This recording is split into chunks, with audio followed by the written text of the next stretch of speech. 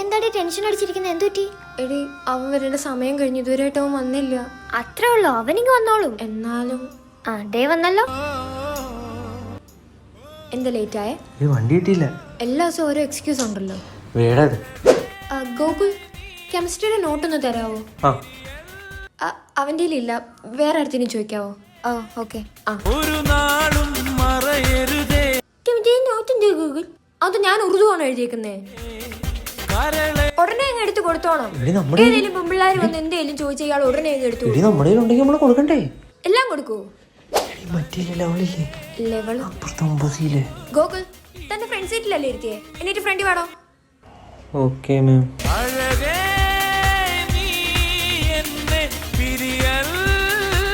എടി ഓക്കെ അല്ലേ നീ?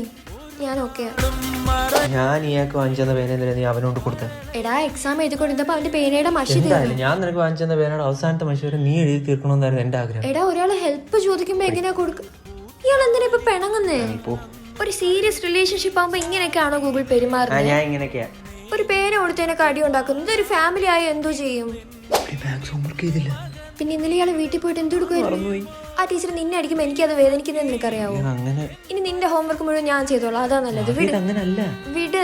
ഗൂഗിളി ബോർഡ് ഒന്ന് റബ് ചെയ്യാൻ എന്നെ ഹെൽപ്പ് ചെയ്യാവോ? അതെന്തോ ഗൂഗിള് നിന്റെ ഈ കുരു വന്നോ? അങ്ങോട്ട് ചെയ്യാം, അങ്ങോട്ട്. എല്ലാത്തിനും ഗൂഗിള്. എനിക്ക് ഇതിനോട് സീരിയസ് ആയിട്ടൊരു കാര്യം പറയാം. എനിക്ക് ബ്രേക്കപ്പ് വേണം.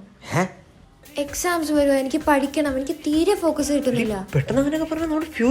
നമ്മുടെ ഫ്യൂച്ചറിന് വേണ്ടിയിട്ടാ പറയുന്നത്. ജോലി കിട്ടി നല്ല മാർക്ക് കിട്ടിയില്ല എന്നുണ്ടെങ്കിൽ എങ്ങനെ കല്യാണം കഴിക്കും? அப்ப நான் போட்டேனா